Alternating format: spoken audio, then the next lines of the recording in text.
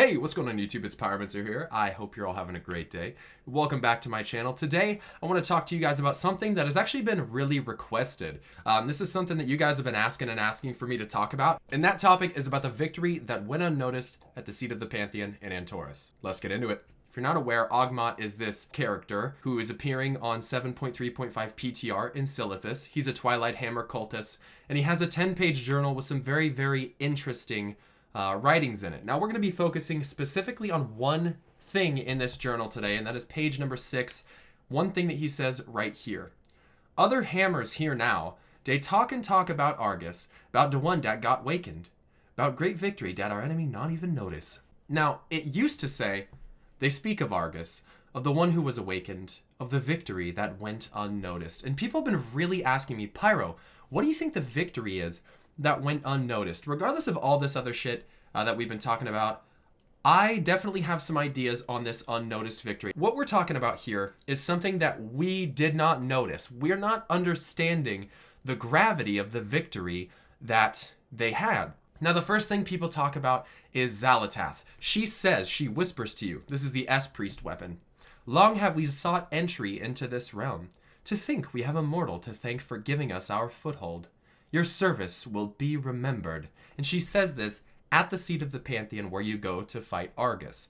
Now, this itself, them getting access to the seat of the pantheon, could alone be the victory that went unnoticed. But I think it goes further than that, because unless you're an S-Priest, there's no way you're going to know about that. And it's something that, in my opinion, is more than this. It's a victory to them. Just getting access to the realm doesn't necessarily mean victory. Just because they got there, that's great. But I think this is more of a nod to the traditional mortals kind of accessing places they shouldn't be able to get to, like Mount Olympus, from other mythology. So for example, a lot of characters, demigods, half-mortals, that type of thing, and even mortals themselves in Greek, Roman, all different types of older mythos and mythology, mortals have a way of breaking into areas that they're really not supposed to get into. And I kind of think of the seat of the pantheon as Mount Olympus. Mount Olympus is a great example of that. So we effectively brought the enemy into the realm of the Titans. If that is the case, then obviously that means that they originally were having a real hard time getting in there. Why? Well, I think it's because the Titans, as we know from Chronicle Volume 1, they're naturally impervious in their regular form, unless they're dreaming. They're naturally impervious to the corruption of the void. Now, I think this is part of the reason why the demons inside of the actual Burning Throne part of Antorus were so limited. I don't think Sargeras wanted many demons around that could actually whisper void shit to Argus. But I think that it's more so about what we did to Argus. I think it's more so about what Argus actually is. Because think about it. Argus is a representation of the primal force of death. How do we know this? He has Death Fog. He literally has re-origination modules. He uses abilities like the End of All Things. Well, the End of All Things is death. Inevitably, death will consume everything. He clearly is the Titan embodiment of death. Now, with that being said, that puts him on a power level at the highest sentient living creature that represents death in the entire universe.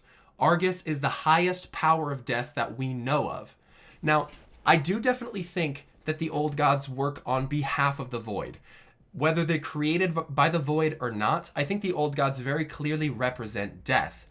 Yogg-Saron himself even calls himself the god of death. They're all about, your heart will explode, you're already dead, your friends will abandon you, I'm gonna eat your fucking face, I'm gonna stick my little tentacles in places they're not supposed to go and make you have weird nightmares. Hey kids, free candy, I promise not to eat your soul. They're all about weird, crazy death stuff, right? I think that most people would probably agree generally, whether they work for the void, whether they're created by the void or not, regardless, they really do embody death very well.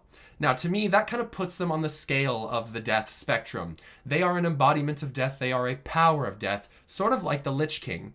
The Lich King is kind of like an avatar of death on Azeroth. Goes around killing things, raising things from the dead. He's a great example of this. Here's the thing, though.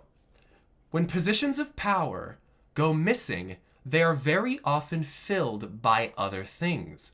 Now, why would we not notice the victory? Because here's the thing, if we take out Argus, the Pantheon sucks in Sargeras, they're all imprisoned at the seat of the Pantheon. That's a very clear victory for the old gods, right? That seems pretty straightforward, that that's a benefit for them.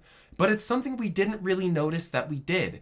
And I think it was taking out the primal force of death in the universe. Because what happens when you remove seats of power, like I said, they tend to get filled by other things. Now, if the old gods are a very powerful malignant force of death, and at this point they very much so seem to be, then they can then assume that position of power. If the old gods can then become the highest force of death in the cosmos, they hold the highest position for that primal force, right? Think about it. I have a whole theory, if you haven't heard about it. I basically have this crazy theory that the Loa, the Shadowlands, Argus, all of that is in some way connected. The Trolls' sacrificial tendencies with the Loa, all of those different aspects of death, Deathwing, even the existence of the Lich King. I think there are little things that kind of tie it all together, and I'll definitely have a video that elaborates more on that. But the idea here is that the victory is not so much us taking out Sargeras. It's not bringing Xal'atath into the seat of the Pantheon. Those are all things that are clear. We've noticed those things. But remember, this is something that went unnoticed. And I really think that it was the death of Argus. But I'd really like to know what your guys' opinions are.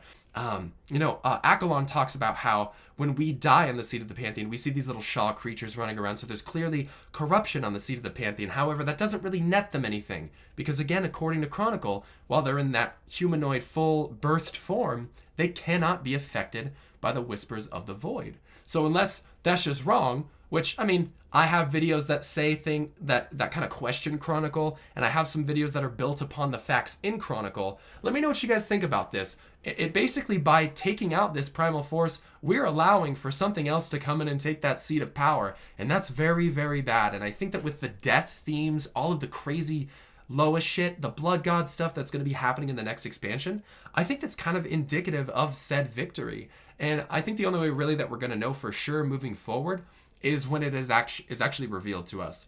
But like I said, I'd love to know your thoughts. Leave a comment in the comment section down below. If you're new to my channel, I would certainly appreciate it if you subscribed. I do videos like this. Shoot, it's been 2 to 3 videos a day the last couple days, but I'm going to get out of here before I start coughing. I love and appreciate you guys very much. Follow me on Twitter and on Twitch if you haven't already, and feel free to check out my Patreon, as I am full-time here on YouTube, and any help on there sincerely is appreciated. So with that, I'll see you guys later. Stay awesome, and until next time, peace. All right, we got the shit going. We're gonna start put that in the end of the video for you guys, and maybe I'll just start doing blooper reels at the end of the videos, man. Just all the shit that I just cannot get out of my mouth properly during the video. Maybe that'd be funny.